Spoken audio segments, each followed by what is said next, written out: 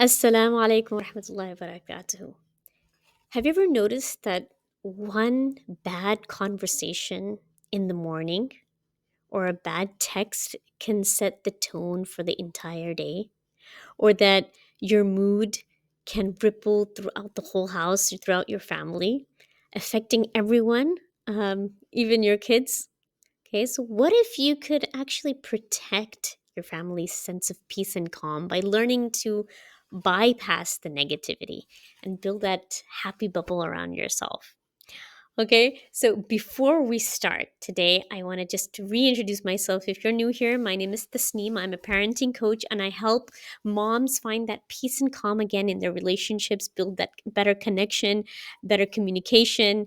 Um, so we are in day 19 of Reset to Calm. Protect your peace and keep the negativity out.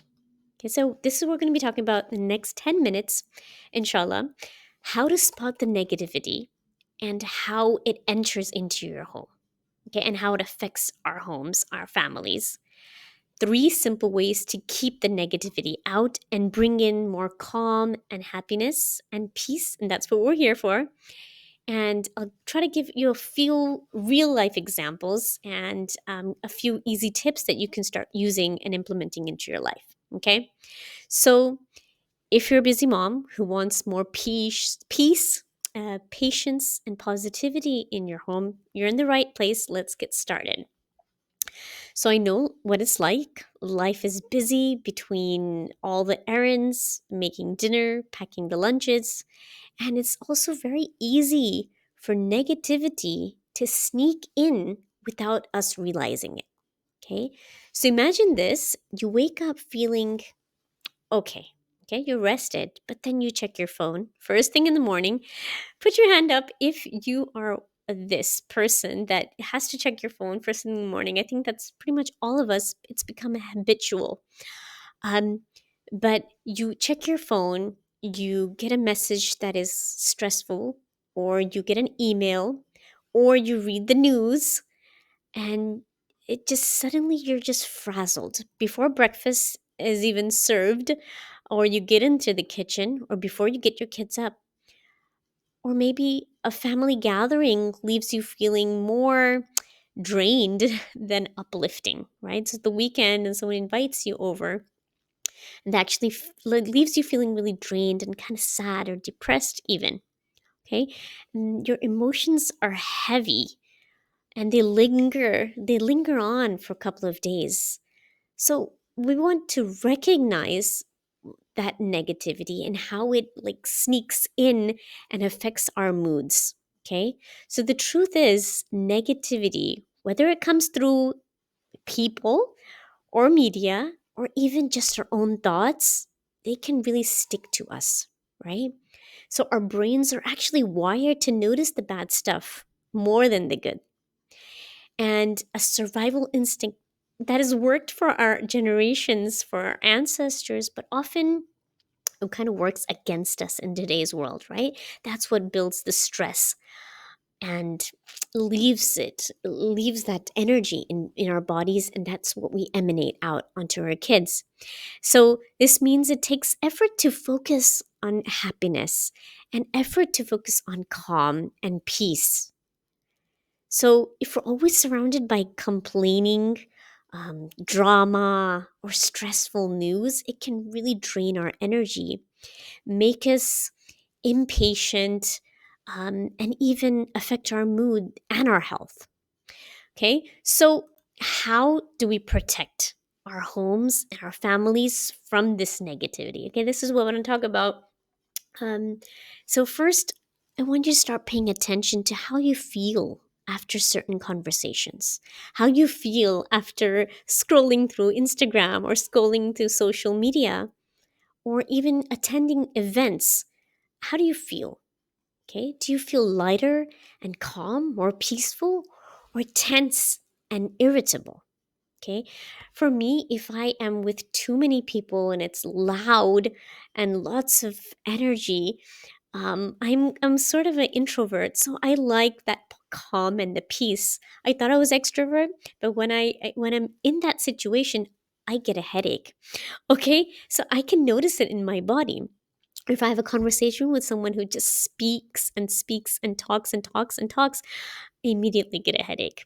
Okay, but it's about the negativity also, not just about speaking, but the negativity that I am getting fed in my mind. Or okay, so if your energy dips or your mood lowers, it might be time to set a few boundaries. Okay, so limit your time with people who always bring that negativity in. I'm sure you have a list of people that you know that when you have a conversation with, your energy drops. Okay, so think about when and how you take in the news. Okay, maybe you can save it for later in the day or skip it altogether. Okay, I know you want to be updated with what's happening in the world, but if that's bringing down your energy, bringing down your mood every single day, and that's getting you depressed, getting you sad, then we need to think about how we want to listen to the news and how we want to bring that into our lives. Okay, let me share you three simple steps.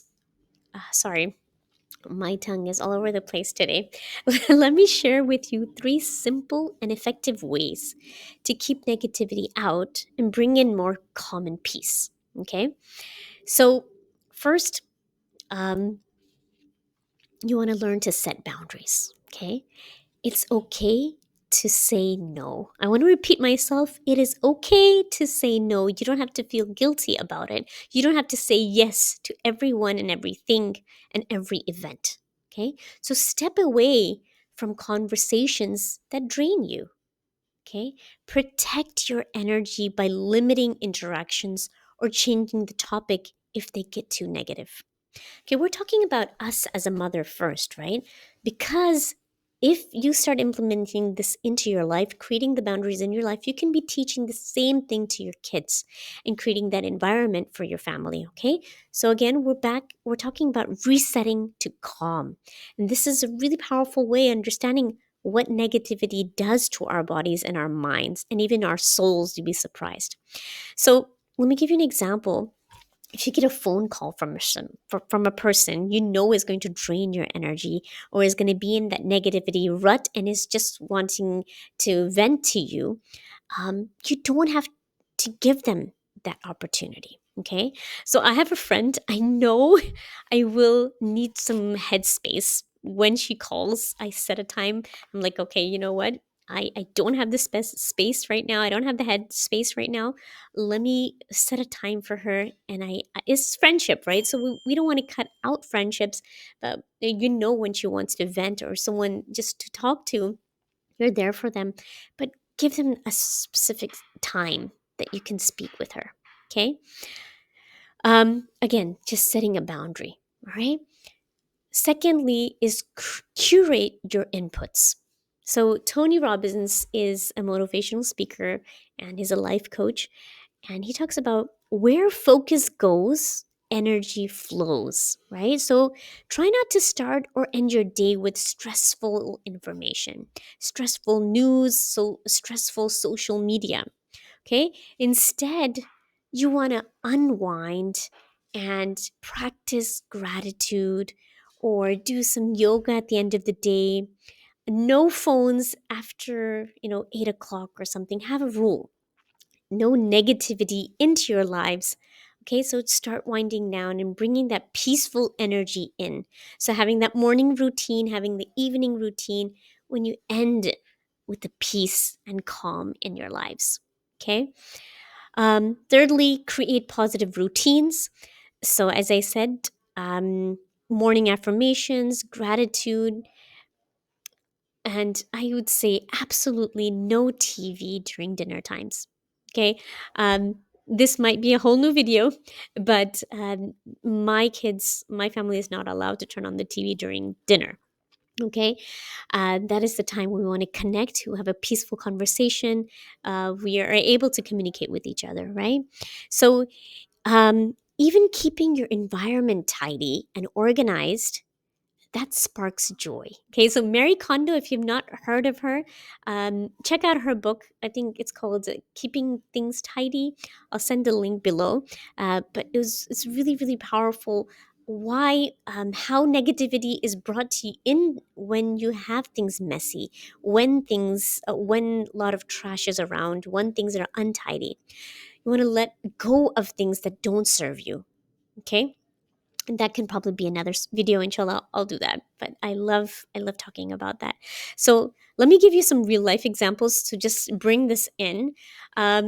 If you plan for a family movie night or plan for a family dinner, but you read something upsetting or you hear something upsetting from work, or you have that negative friend that want to bring you down, suddenly your patience is thin and you can't fully enjoy that time that you are with your family, right? So that thought, that lingering is there, that sadness, that those emotions are there, and they kind of get stuck with you, right? So maybe visiting a relative, okay, maybe your in-laws, maybe your friends who complain a lot or criticize a lot, and you find yourself holding on to that negativity for hours, even for days maybe. um, so recognize this and give yourself permission to pause and reset afterwards. Okay, so if you had a really, really eventful weekend, a lot of people you were meeting, a lot of energy, positive, negative, whatever that is, just be alone for some time. Okay, maybe listen to your favorite podcast, do some calming breathing exercises. What I like to do is I like to clean and empty my mind, remove that negativity out of my body and my soul.